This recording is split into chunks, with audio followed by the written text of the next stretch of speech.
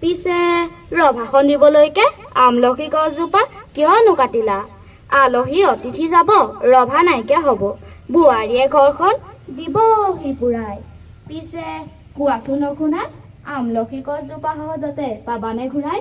দৰাটিক মাতাচোন, এজোলোকা আশীৰ্বাদ দিওঁ আৰু যাওক। সেই অৰ্থ সাহায্য লৈ এই বিদ্যালয়খন আজিৰ ৰূপত প্ৰতিষ্ঠিত হ'ল।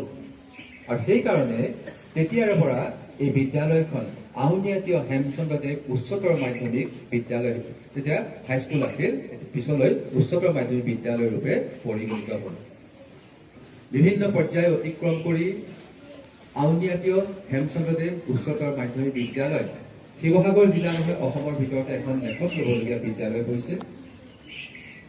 এই গোটেই প্ৰচেষ্টাত যিখিনি প্ৰচেষ্টা তেখেতসকলে কৰিছিল, যি মহৎ কাৰ্য সাধন কৰিছিল, এই কাৰ্য সাধনৰ কাৰণে সকলো প্ৰয়াসৰ প্ৰতি, এই বিদ্যালয়ৰ প্ৰতিষ্ঠাপক সকলোৰে প্ৰতি, বিদ্যালয়ৰ সকলো শিক্ষক শিক্ষয়িত্ৰী কৰ্মচাৰী ছাত্ৰ ছাত্ৰীসকলৰ হৈ তেখেতসকলৰ প্ৰতি শ্ৰদ্ধা নিবেদন কৰিছিল। তেখেতৰ এই মহৎ কাৰ্য যুগ যুগ ধৰি প্ৰবাহিত হৈ থাকিব।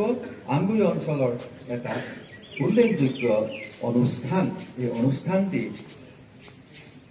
অসমৰ ভিতৰত জাকত জিলিকা কৰি তুলিবলৈ, বিভিন্ন ক্ষেত্ৰত আগবঢ়াই নিবলৈ আমাৰ শিক্ষক শিক্ষয়িত্ৰী আৰু ছাত্ৰ ছাত্ৰীসকলৰ অপাৰ দায়িত্ব আছে।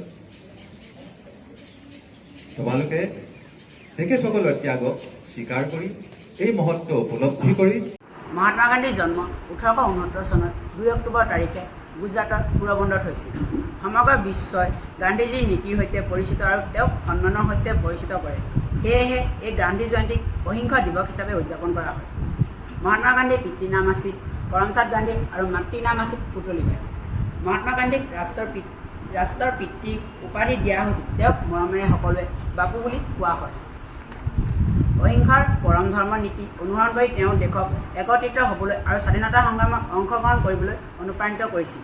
ভাৰতীয় লোকসকলক ব্ৰিটিছ শাসনৰ পৰা স্বাধীনতা লাভ কৰাত সহায় কৰিবলৈ তেওঁ 1920 চনত অসহযোগ আন্দোলন আৰু 1930 চনত ৰোণ সত্যাগ্ৰহ আৰু 1942 চনত ভাৰত ত্যাগ আন্দোলন আৰম্ভ কৰিছিল।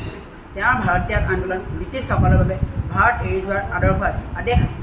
প্ৰতি বছৰে সমগ্ৰ দেশতে গান্ধী জয়ন্তী অতি নতুন ধৰণে উদযাপন কৰা হয়। শেষত সকলোকে পুনৰবাৰ গান্ধী জয়ন্তী শুভেচ্ছা জনাইছোঁ আৰু মই মোৰ বক্তব্য